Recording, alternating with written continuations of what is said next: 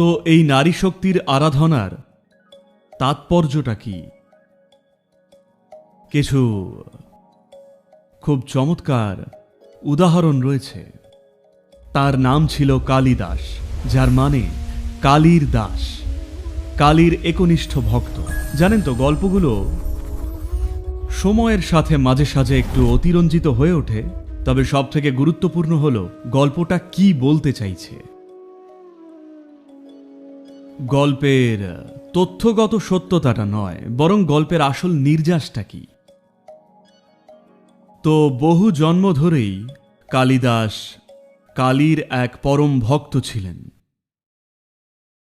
তার আগের জন্মে তিনি খুব আশাহত হয়েছিলেন, কারণ তার এত ভক্তি সত্ত্বেও দেবী তাকে দেখা দেননি, দেবী তার কিছুই করেননি।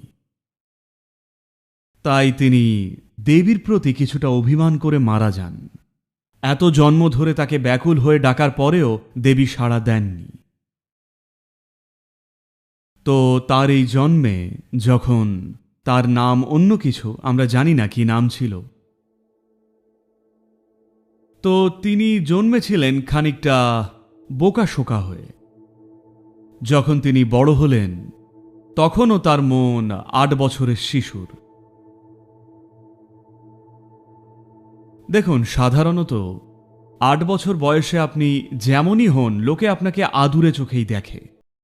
কিন্তু 18 বছর বয়সেও যদি আগের মতোই থাকেন, তখন লোকে আপনাকে হাঁদাই বলবে, তাই না?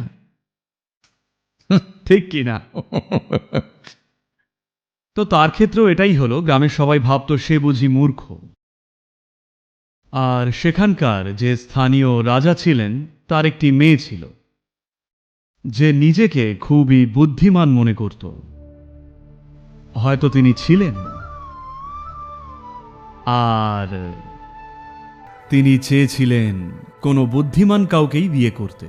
আর মহিলাদের তো জানেনই, তাদের পছন্দের কাউকে পাওয়া কঠিন, কারণ সে যদি সত্যিই বুদ্ধিমান হয় তবে আপনাকে বিয়ে করবে কেন?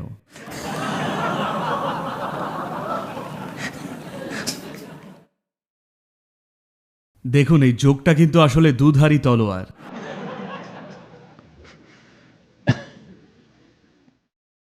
তো যারাই এলো তাকে বিয়ে করতে, অনেক অনেক রাজ্য থেকে এলো, কারণ তিনি শুধু কোনো রাজপুত্রকেই বিয়ে করতে পারতেন। তারা অনেকেই এলো, আর তিনি প্রত্যেককেই বোকা বলে নাকচ করে দিলেন।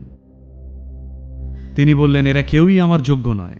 এই সব পাত্রদের শুধু নাকচ করাই নয়, উপরন্তু তাদের বোকা গাধা বলে অপমান করার ফলেও ধীরে ধীরে ওই ছোট রাজ্যের চারপাশের রাজারা সবাই তাদের শত্রু হয়ে উঠল, কারণ তাদেরকে শুধু প্রত্যাখ্যান করাই নয়, ওই মেয়েটি তাদের আস্ত গাধাও বলেছে।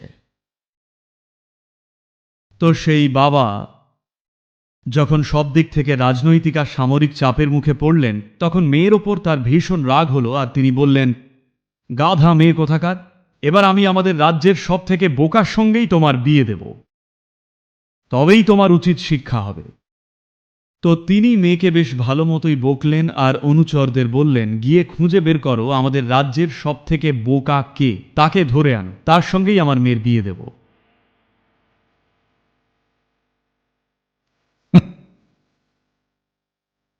তো তারা চতুর্দিকে খুঁজতে লাগলেন। তারপর দেখলেন একটি গ্রামে এক যুবক ডালের ঠিক উল্টো দিকে বসে ঠিক সেই ডালটাকেই কাটছে। অনেকটা যেমন আমাদের এই প্রজন্ম এখন পরিবেশের সাথে করছে। জানেন তো, আমরা সবাই আসলে সেই একই পর্যায়ের লোক। তারা দেখলেন এর থেকে বড় গাধা আর কেউ হতে পারে না, তা সে যে ডালটায় বসে আছে সেটাই কাটছে। যখন সে সফল হবে তখন সে আসলে ব্যর্থ। এই মুহূর্তে একটা প্রজন্ম হিসেবে আমরা সেখানেই দাঁড়িয়ে আছি। যখন সফল হব তখনই ধ্বংস হব। আমাদের এখনকার সাফল্যের ধারণাটাই আসলে প্রচণ্ড ধ্বংসাত্মক। তা যাই হোক, তারা তাকে ধরে নিয়ে গিয়ে বললেন, এর থেকে বড় বোকা আর হতেই পারে না, তাই রাজকুমারীর বিয়ের জন্য এই সবচেয়ে উপযুক্ত। তারা জোর করে ওদের বিয়ে দিলেন। কিন্তু মেয়েটি নিজের সব আক্রোশ তার ওপরেই মেটাতো। প্রতিদিন প্রতি মুহূর্তে হাজার রকমভাবে তাকে অপমান করে যেত। যত রকমভাবে সম্ভব তাকে শুধু তিরস্কার করত। কয়েক মাস পর সে এত বোকা সরল মনা হলেও সে প্রচণ্ড অপমান বোধ করতে লাগল, কারণ মেয়েটার মুখ ছিল খুব বিষাক্ত। তাই একদিন সে রাজপ্রাসাদ ছেড়ে জঙ্গলে পালিয়ে গেল, স্রেফ তার বিষাক্ত অপমান আর অত্যাচার থেকে রেহাই পেতে। সেই জঙ্গলের ভেতরে কালীর এক প্রাচীন মন্দির ছিল। সাধারণত কালী মন্দিরগুলো জঙ্গলের একদম গভীরেই হয়, কারণ সেখানকার আচার অনুষ্ঠানগুলো এমন ধরনের হয়ে থাকে যা সমাজ হয়তো সহজে মানতে চাইবে না। সাধারণ সমাজ অনেক সময় কালী মন্দিরে হওয়া ওই ধরনের তান্ত্রিক আচার অনুষ্ঠানকে ঠিক হজম করতে পারে না, তাই সব সময় গভীর জঙ্গলেই ওগুলো থাকত। তো সে সেই কালী মন্দিরে ঢুকল। এক মহিলার থেকে বাঁচতে তাকে যেতে হলো আরেক মহিলার কাছেই। সে গিয়ে দেবীর চরণে মাথা রাখল আর সজোরে নিজের মাথা ঠুকতে শুরু করলো। কোনো প্রার্থনা, মন্ত্র বা জপ কিছুই সে জানত না, শুধুই দেবীর পায়ে নিজের মাথা ঠুকতে লাগলো। তার মাথা ফেটে রক্ত ঝরতে লাগলো।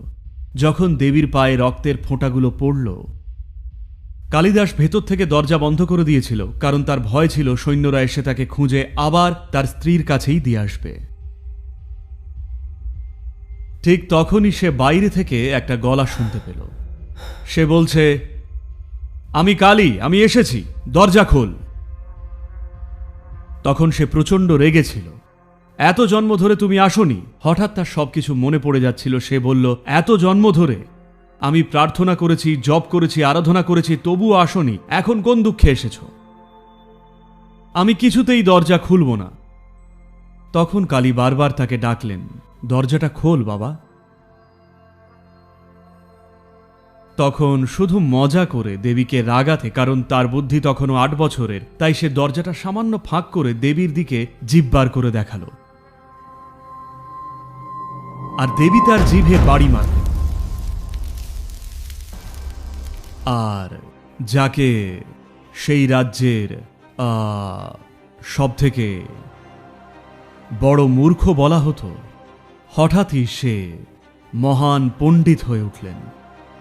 আর কালিদাসের ব্যাপারে এটা বলা হয়ে থাকে, কালিদাসকে ভারতবর্ষে সাহিত্য আর কবিতার নিরিখে শেক্সপিয়ারের চেয়েও মহান ধরা হয়। কালিদাস আর শেক্সপিয়ারের মধ্যে তুলনামূলক গবেষণা প্রায়শই ভারতে করা হয়ে থাকে। আর অনেক অনেক পণ্ডিতই তার ভাষার ওপর দখল আর তার ভাব প্রকাশের ক্ষমতার নিরিখে তাকে অনেক উঁচুতে স্থান দেন। তার সৃষ্টির খুব সামান্যই আজ অবশিষ্ট, দুর্ভাগ্যবশত, কিন্তু তা সত্ত্বেও সেই অবশিষ্ট কাজই বিস্ময়কর কোয়ালিটির। তো হঠাৎই তিনি সাহিত্য ও কবিতা রচনা করা শুরু করলেন। এমনি তিনি এক জায়গায় বসে কোনো লেখালেখি ছাড়াই অবলীলায় মুখে মুখেই রচনা করে দিতেন। তো তার জিভ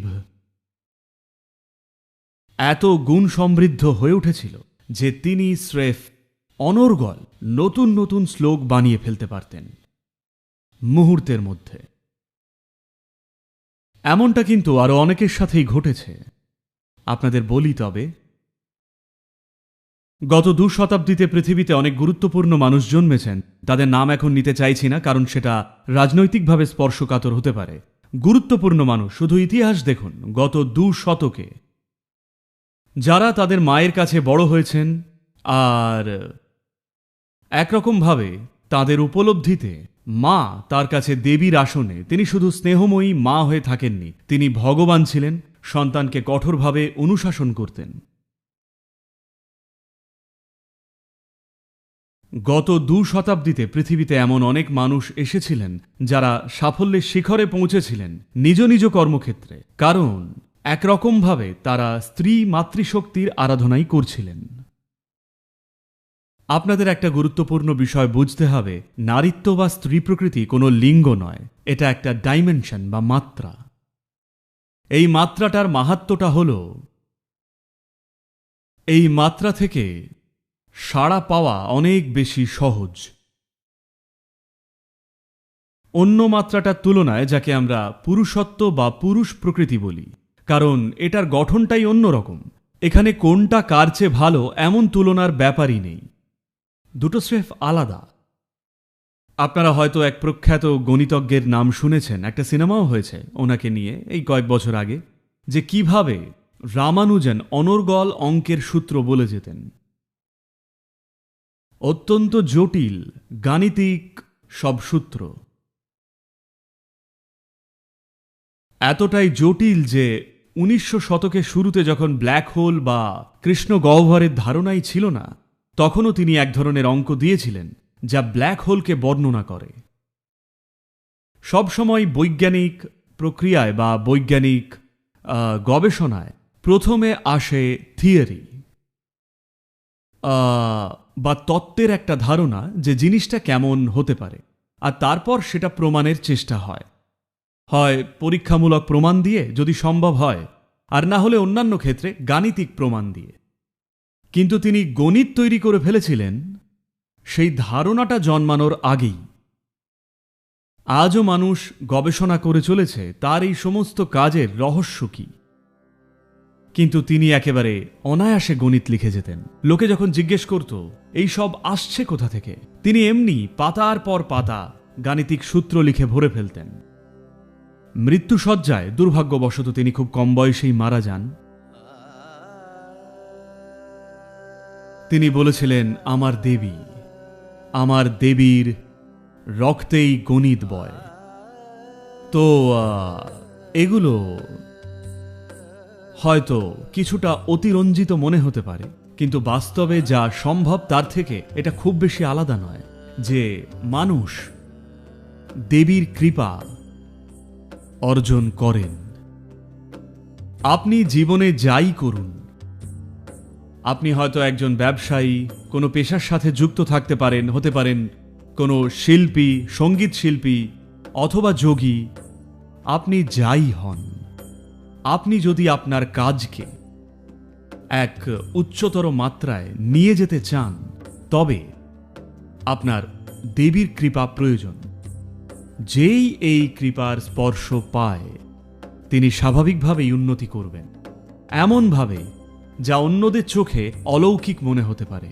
যদি এই পৃথিবীতে নিজের সার্থক প্রকাশ খুঁজে পেতে চান, আপনার চাই দেবীর কৃপা। সেটা আপনি কোনো মন্ত্র জপ করেই হোক, বা কোনো মন্দিরে গিয়েই হোক, অথবা নিজের ভেতরেই সেই মাত্রাকে উপলব্ধি করেই হোক, কিংবা সেটা নারী শক্তি বা স্ত্রী প্রকৃতির কিছুর প্রতি শ্রদ্ধাশীল হয়েই হোক, অথবা শুধুই প্রকৃতির সান্নিধ্যে থেকেই হোক, যায় আসে না কিভাবে করছেন, কিন্তু সেই ডাইমেনশন বা মাত্রাটা, যাকে মাতৃশক্তি বলছি, যখন সে আপনাকে ধরা দেয়, তখন এই পৃথিবীতে আপনার ভাব প্রকাশের ক্ষমতা বা আপনার যে ব্যক্তিত্ব, তার এক অভাবনীয় বিকাশ ঘটে। সেই কারণেই আমরা এই ভৈরবী সাধনার পথ এখন পুরুষদের জন্য উন্মুক্ত করছি।